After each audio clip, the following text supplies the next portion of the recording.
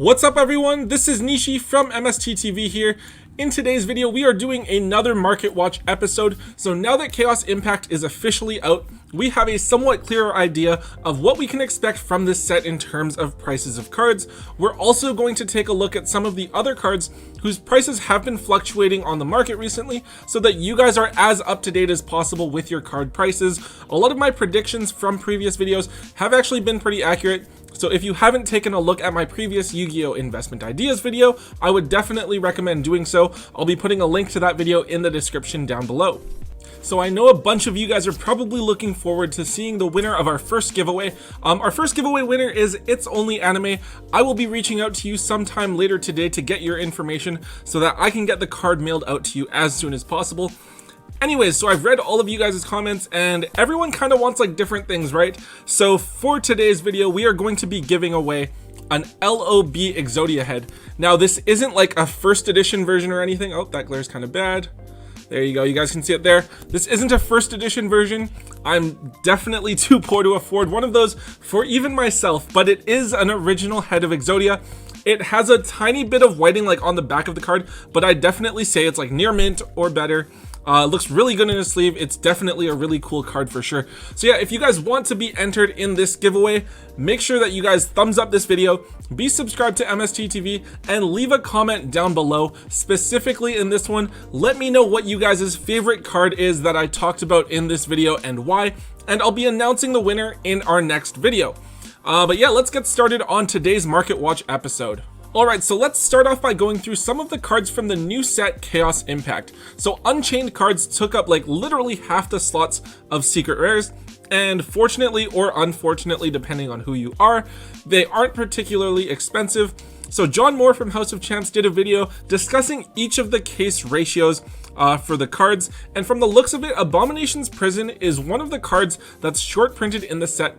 So it does make sense that we see it at a bit higher of a price than the other Unchained cards. It's currently sitting at around $22 to $25. However, I think the rest of my predictions were actually pretty spot on. We're currently seeing Unchained Soul of Rage, Unchained Soul of Disaster, and Unchained Soul of Anguish at between that $12 to $15 price point. From here, it kind of depends on what we see from the Unchained deck moving forward. I think a lot of people are really hoping that True Draco Unchained is going to be a good deck, as we've seen cards like Dragonic Diagram and True Draco Apocalypse gradually disappear from the market over the last week or so. Personally, I don't really think the deck's going to be doing anything too game-breaking. Remember that people are just getting their boxes and probably trying to make their money back on the set, which is going to keep the prices of these cards from dropping too low for now. If we see the occasional top from the Unchained deck over the next month or so, we can expect prices to stay pretty steady, maybe increase to around like $20 a card if the deck does even better than expected.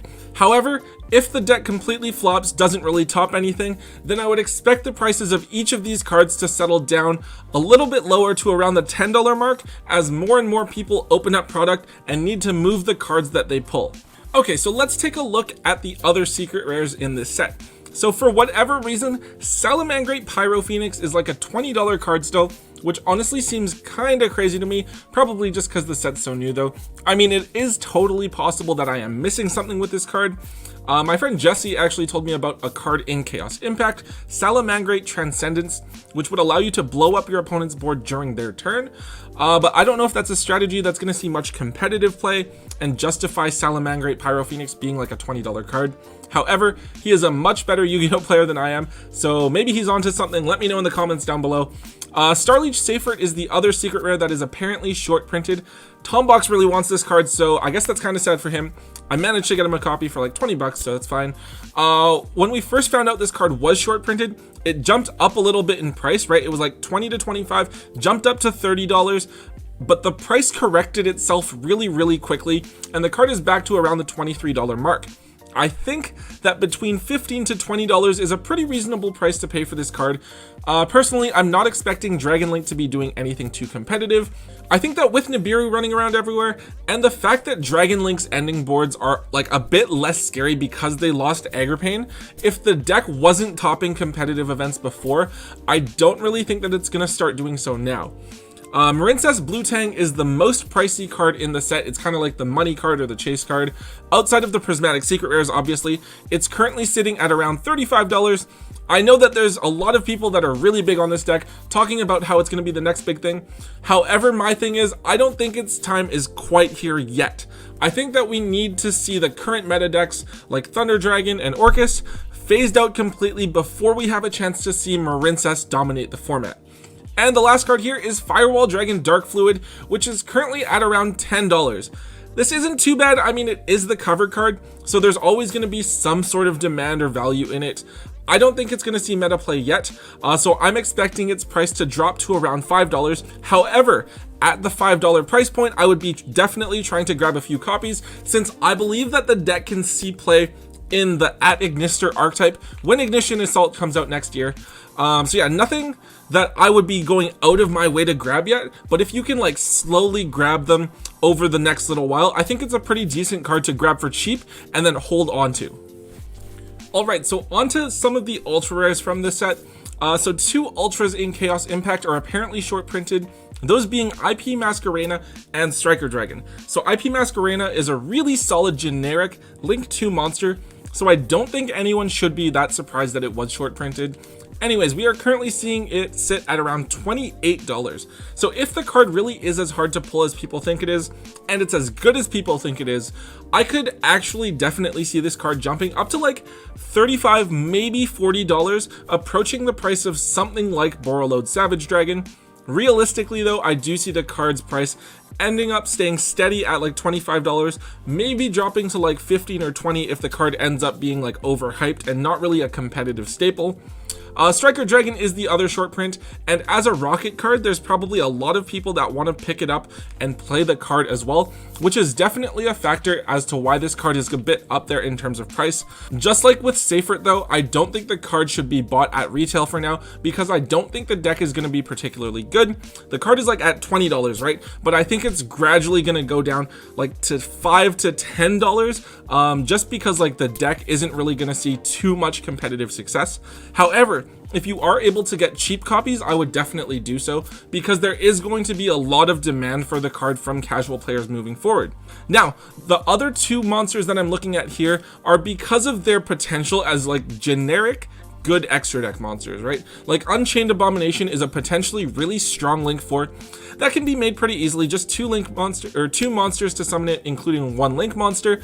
It lets you pop like a ton of things while it's on the board, so maybe this is a card that's worth looking into holding onto. And then Draco Berserker of the Tenyi is a little bit less useful as it's a synchro monster. It's a bit more situational to make.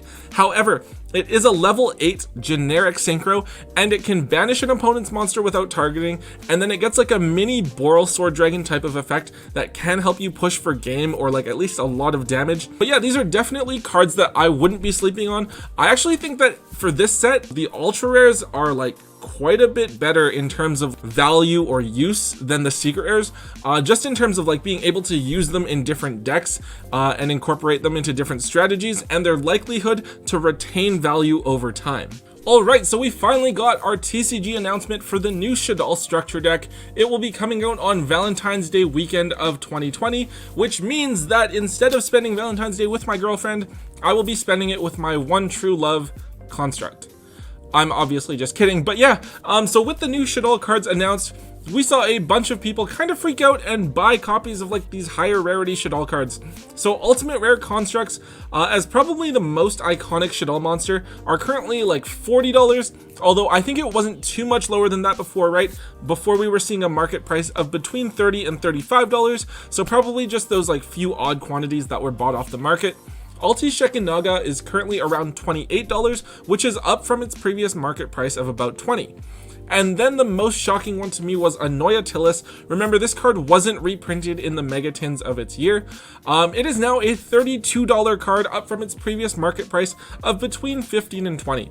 I think that part of this is because the Shaddoll main deck monster that was released is a water attribute one, so technically that improves the playability of Anoyatilis. However, I don't think it's really going to be used all that much. If you're holding on to Construct or Shekinaga, I actually think that you should continue holding on to them for a little bit longer.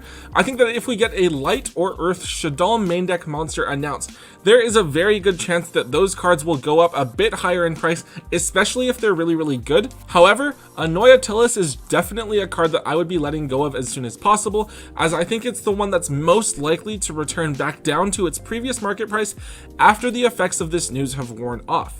Okay, so next, a quick note about Signup Mining. So I feel like I've talked about this card a lot, and we're starting to see its price increase once again. So for a long time, it was hovering at like $40, and now it's finally going past that to around $44. Looking at the meta right now, right, we have Salamangreats, which are a pretty solid deck. We have Marincess, which are looking like a decent tier 2 option. And then we also have Ignister coming out in Ignition Assault.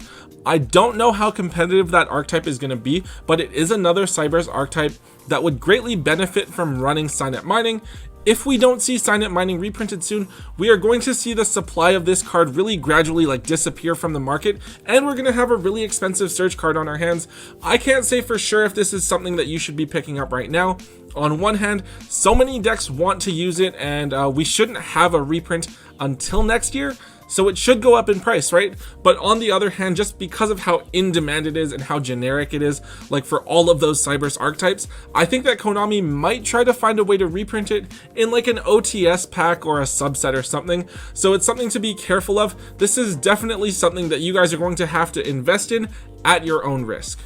Next, let's talk for a second about Vision Hero Varus and Vision Hero Increase. So these cards saw mini buyouts a couple of weeks ago, and it's been kind of like residual effect from the ban list, like putting Stratos to 3 and releasing Malicious to 3, and then also Adjusted Gold and Malicious Bane finally being introduced to the game.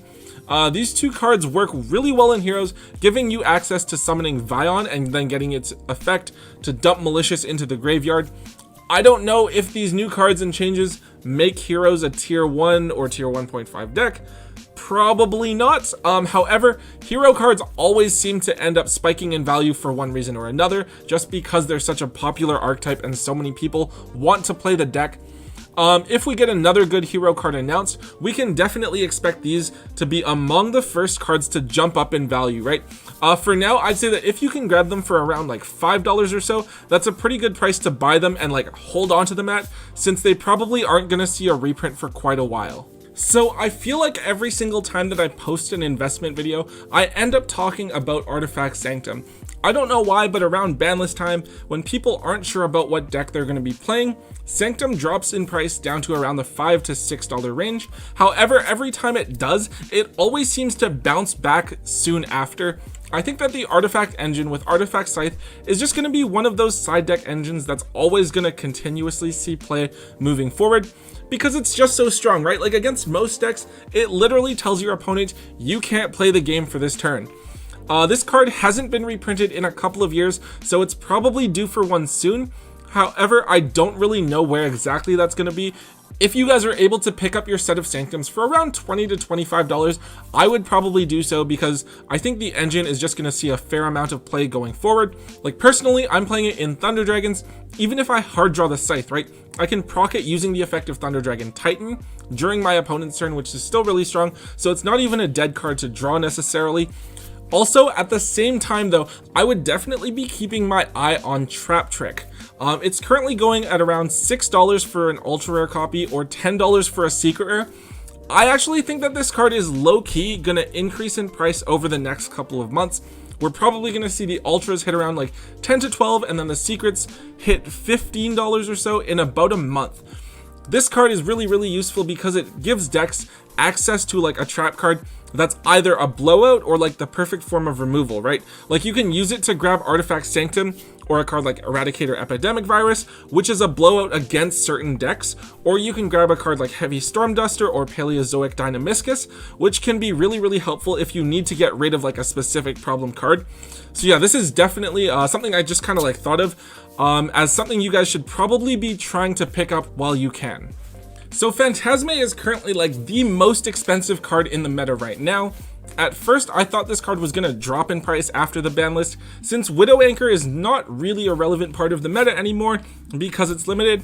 However, the opposite happened, and whereas the card was around $80 before, we're currently looking at $100 as the lowest price for a near mint copy on TCG Player, and it's actually moving for pretty close to that price, right? Like the current market price, I believe, is around $92. I think that this card is quite important in this format because it's like a mini Saryuja that you can summon during your opponent's turn if they're going first and it's like turn 0.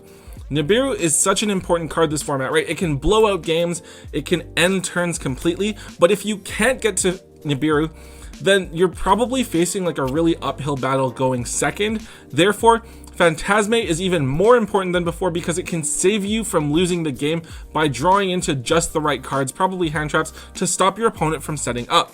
I think that drawing into those 2 extra cards, assuming that you drop Fantasma on your opponent's very first link summon of the turn, actually gives you an extra 10% chance of seeing at least 1 copy of Nibiru during that turn 0, so that's definitely nothing to scoff at, right? That being said, I actually think that Fantasma is going to stay fairly high in terms of price. It isn't expected to see a reprint until either the Battles of Legend set or the Megatons next year, so its price is actually probably going to remain pretty steady, maybe even go up a little bit if it's like a staple and you need it in order to play competitively. So yeah, definitely a card that you're going to want to have if you want to go play at those YCS events or whatnot. However, if you're just going to be going to play casually, like at your locals, you don't really need it if you're just going to play at those casual events, right? So I'd go ahead and sell your copies now or over the next couple of months while they are still expensive. And finally, guys, there are a few cards here that I want to touch on that I believe you guys should sell as soon as possible, just based on looking forward at the next couple of months at the few sets that we're going to be getting. So Apprentice Illusion Magician is confirmed to be reprinted in the Legendary Duelist set that we're getting in January.